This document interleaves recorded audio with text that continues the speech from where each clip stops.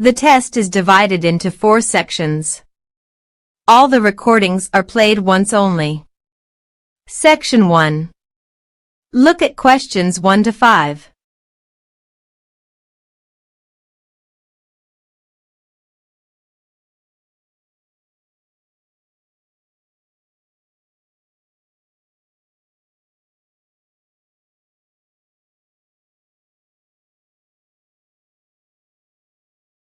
Hello?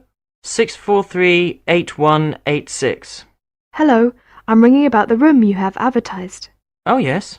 Is it still available? Yes, it is. I wonder if you could tell me something about it. Yes, well, what would you like to know? Well, I was wondering, how much is the rent? It's £40 a week. And what does that include? The room, of course. It's a single room, so you don't have to share. But you do have to share the bathroom and the kitchen. Are any meals included? No meals. You have to cook for yourself. Right. And what about heating? There's a coin meter in the room. You can turn the heating on any time just by putting some coins in. So the heating is exclusive of the rent. Oh, I see. Is the cooker gas or electric? Electric. As I said, you share the kitchen with the other tenants. Okay. And do you want the rent weekly or monthly? You have to pay weekly, on Monday. Do I have to pay a deposit? Yes, I'd like a deposit of 1 month's rent. Right. Look at questions 6 to 10.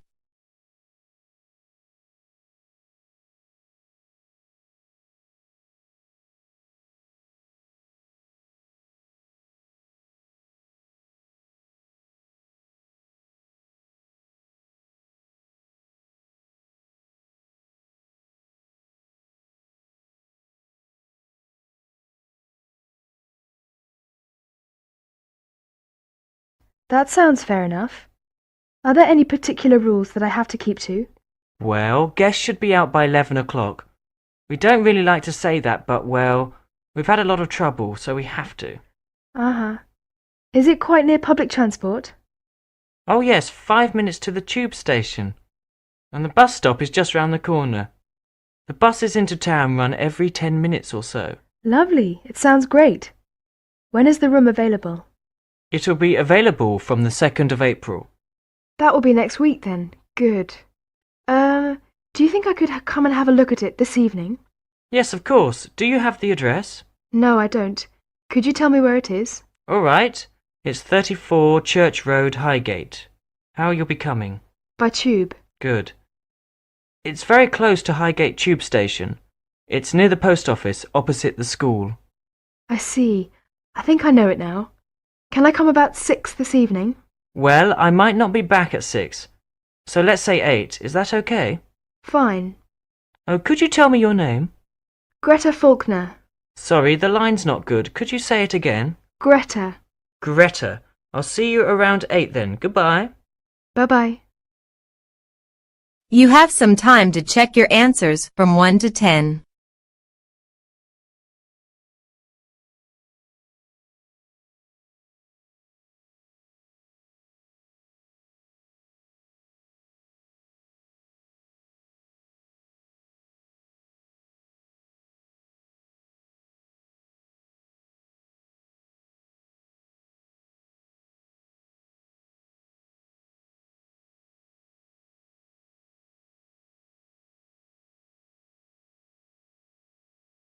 Section 2.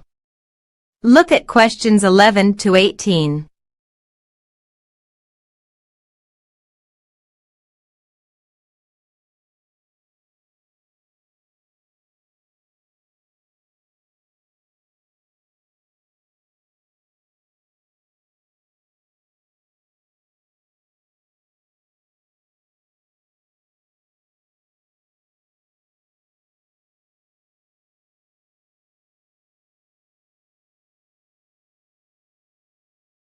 Hi, Kirsten.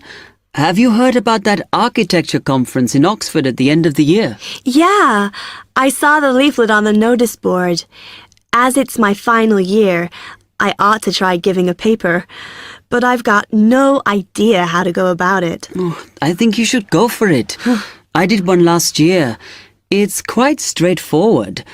First of all, you need to see what the conference themes are. You know, what topics they're covering. You can do that by looking it up on the website. You need to submit a paper that falls into one of the categories they give you. Oh, that may give me some ideas. Then, while you're doing that, you should also have a look at the information on how to submit your paper.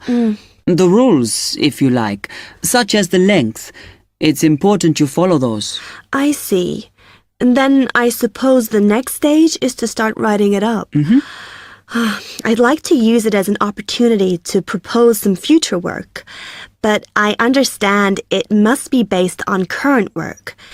Still, there's plenty to choose from. It makes sense to do something that I'm more familiar with. Yes, and the other thing is, when you've written it up, then go back and look at your data carefully and make certain that you've presented it in a format that is standard for your subject. Remember, people have to absorb information very quickly while they're listening. Don't make it too complicated. Okay, well, I reckon that'll take me about a month to get that sorted. Then the next thing I have to do, I guess, before I send it off to the conference organizer, is give the whole thing to the events officer so that he can look through it and see if it all makes sense and is okay. Yeah. Remember to warn him that it's en route so he can fit it into his schedule. Oh. Then you're done, really. All you have to do after that is to go through it and sort out any changes you need to make. Then finally, you can submit it. You can do that online. Phew, good. Then I just wait to hear, I suppose. How long does that take? It depends, but usually about 6 weeks. Oh. When you hear if your paper has been accepted, then at that stage, it's worth giving them a list of any technical things you need when you actually give the talk. A screen or video players or that sort of thing. Okay, but that's a long way off. And I know that if my paper is accepted, then at that stage, I have to give them a short text about myself and my academic background so that they can put it in the brochure. Famous at last. Yeah. Look at questions 19 and 20.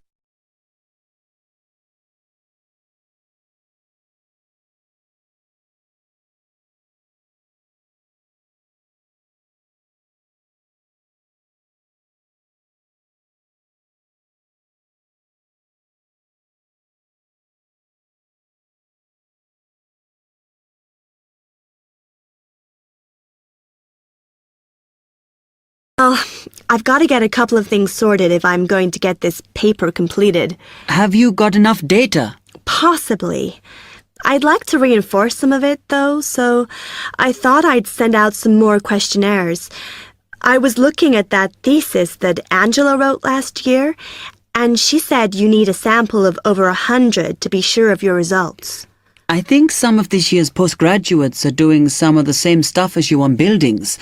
Why don't you talk to them? I'll end up getting confused. It would be more useful for me to actually go out to that site by the rail bridge to see how they're building the new factory. Oh. I managed to get hold of Professor Barnett at London University, and he said I should go out and take pictures. I'm pretty busy, but I'll have to make time. Anyway, what about you? What are your plans? You have some time to check your answers from 11 to 20.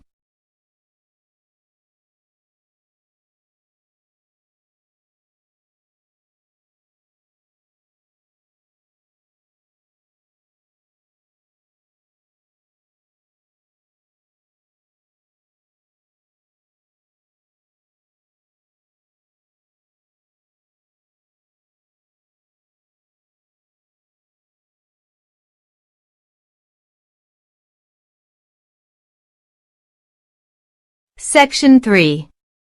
Look at questions 21 to 26.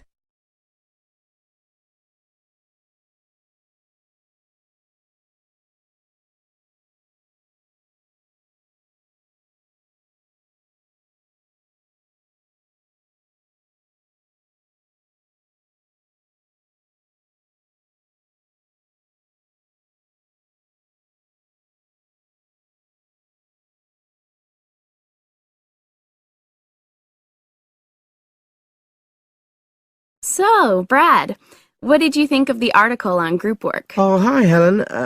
Yeah, it was pretty good, with helpful pieces of advice on how to make group work effective. I think we were lucky to be given such a straightforward text to present at the management skills seminar. Yeah. Actually, shall we discuss it now? Have you got time? Sure, it's only a 10-minute presentation, so we just need to explain and then give our views on the main points raised in the article. I'll jot down some notes. Right. So, there are 3 main sections. I suggest we start with listening. Yeah, effective listening in groups, because it's not something that's frequently covered on courses in our field. No, and we should say that in the presentation. Yeah, and also effective listening's pretty simple, you know. I don't think it's hard to learn. Well, people think it's easy, but in my experience, most of us tend to be very lazy listeners. Okay, I wouldn't argue with that. Something I do think we should emphasize is the power of the listener's posture, gestures, etc., in making speakers feel respected. Not that you're just waiting for them to finish before jumping in with your own ideas. Uh-huh. Okay, right. The next section is on goal setting. Let's make sure we're clear what the article says on this. Yeah. Well, firstly, it says that all group members must be given time to explain their own goals. That's it, yeah. And then, did it say that the whole group should agree on common goals? That's a bit too strong. It's more that everyone's agendas should be equally acceptable. But it does say that goals have to be realistic, you know. Achievable within a particular time? You've got it. That's really what the article's saying. There isn't really any point in having ideals if group members know they won't come to anything within a reasonable period. So, I think a summary covering those points will be enough for that part of the presentation, don't you? Yep. Now, the last section is about conflict resolution. Actually, I thought it was the worst part of the article. Me too. I don't think it went into sufficient detail on the issue. Actually, I thought it devoted too much space to it, but that it was all rather boring, you know? It didn't mention some of the more radical theories. Absolutely. I found that really irritating. Right, and also I think it could have said more about conflict sometimes being healthy in groups. Absolutely.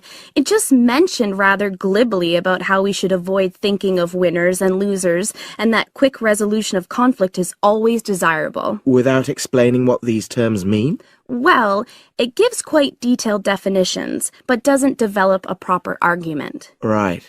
So, for the presentation, I think we just give some definitions and then explain what we felt were the weaknesses in the article's treatment of conflict resolution. Yeah, good. Look at questions 27 to 30.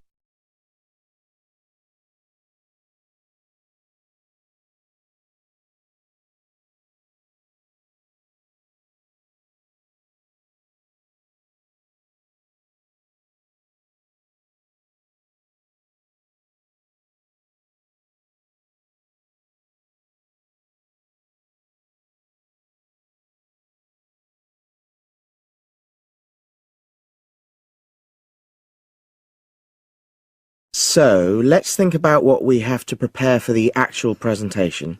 Well, I suppose we'll use PowerPoint, but I'm hopeless at using it, especially if it has any visuals. I really have to look into doing a course on it because I know I'll need it in the future. Don't worry, I'm quite happy using PowerPoint and I'll put it together when everything else is ready. That's a relief. But yes, do that later. Okay. Now, I heard the tutor saying we have to include some well-chosen quotations from the article. I'm not sure if we do. I'll email him to find out. No need, I can just have a look at the specs he gave us when he set the task. That'll be quicker. But the tutor definitely said we have to prepare a handout to go with the talk. I'm not really sure how we do that. Sarah did one last year. Who's she? She's doing the same option as me on marketing. I'll ask her advice on what to include. Great. So that just leaves the bibliography at the end. I suppose it'll mainly be articles. Yeah. So we'll just look on the web, and we can leave that till later. But we've been advised against that? Well, we could have a look through some journals in the library. I think we should start by looking through module handbooks. I think that'll give us some good leads. Yeah, you're probably right. So, that's all the topics. You have some time to check your answers from 21 to 30.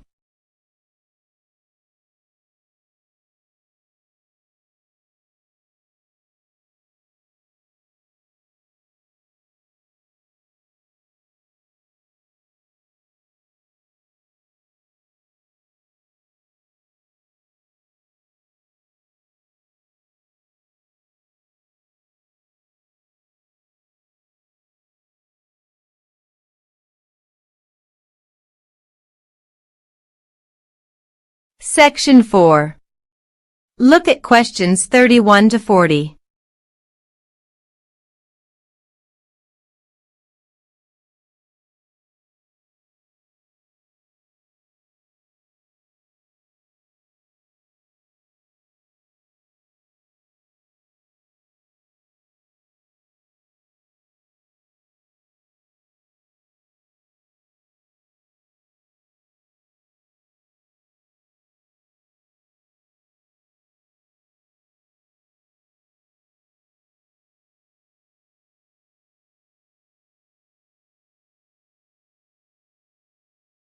Every year, thousands of young people want to study in Great Britain.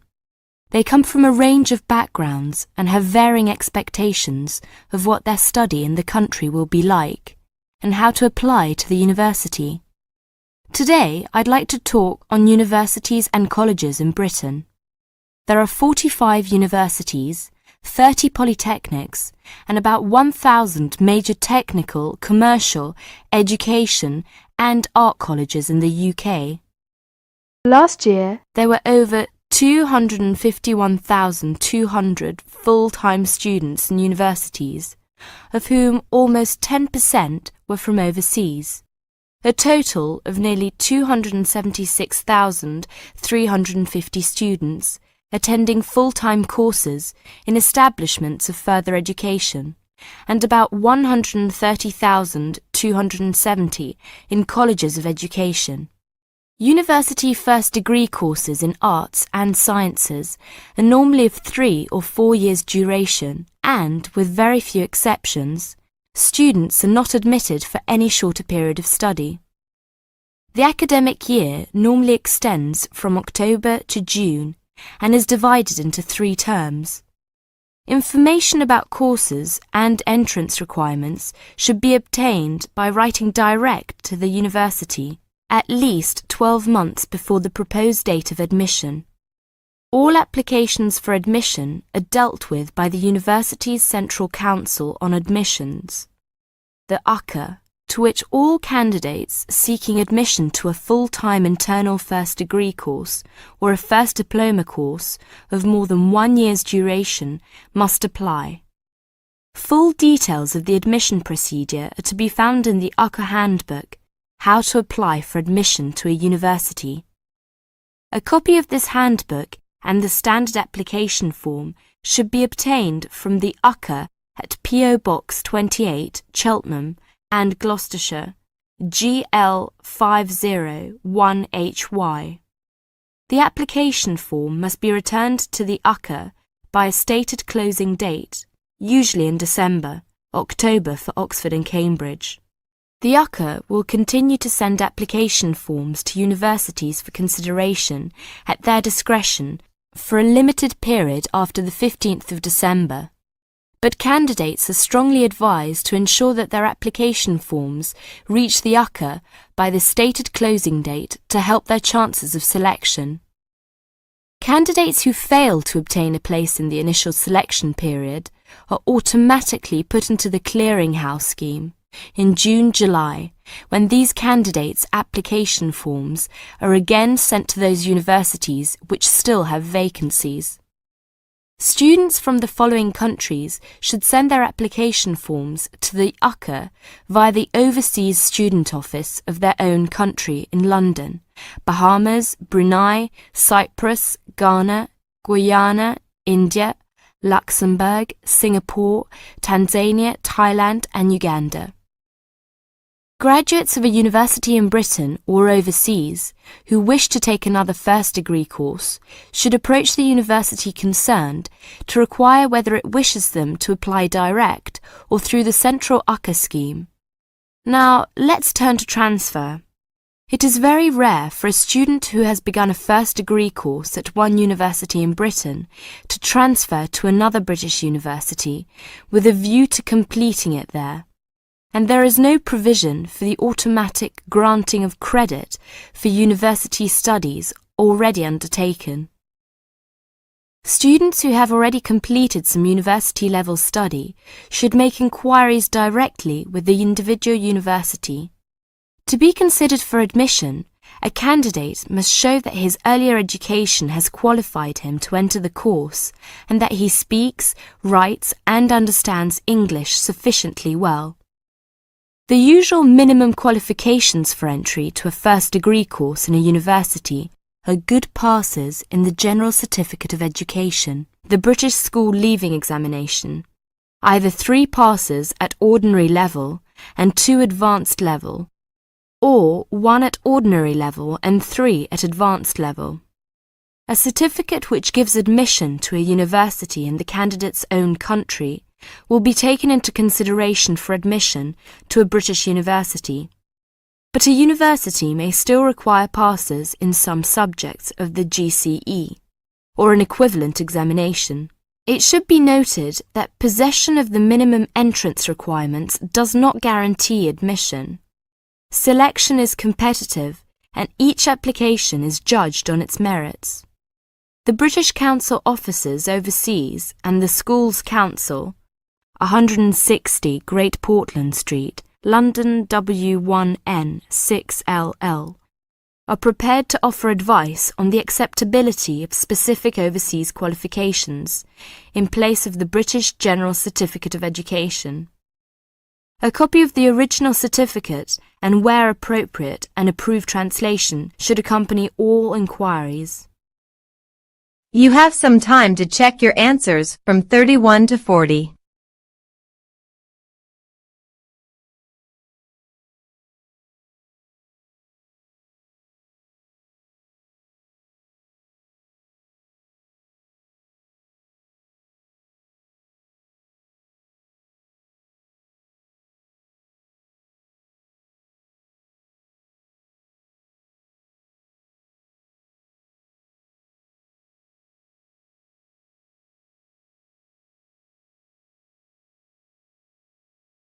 In the IELTS exam, you will have 10 minutes to transfer your answers to the answer sheet.